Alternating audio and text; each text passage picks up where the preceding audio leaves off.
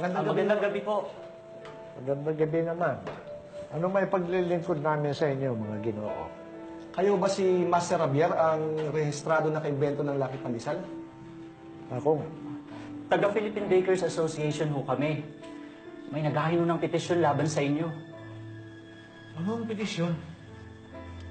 Siya raw yung totoong nakaimbento ng Lucky Pandesal at ninakaw lang daw ito ni Master Javier sa kanya. Grabe naman yan. Sinong si Raulo yan? Si Roger Buen.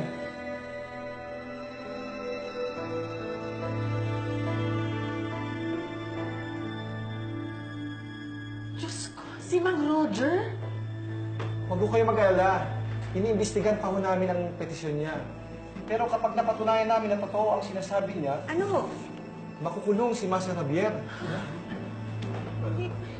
At magbabayad siya ng malaking halaga para sa danyos perwisyo at maaari din siyang matanggal bilang kasapi ng Philippine Bakers Association. Talagang delikado pala si Master Javier.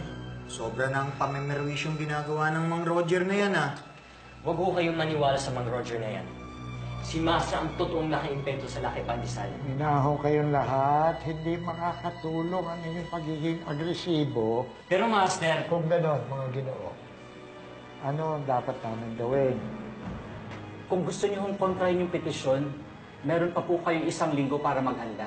Ano ang ibig niya sabihin? Kukontra nitong petisyon?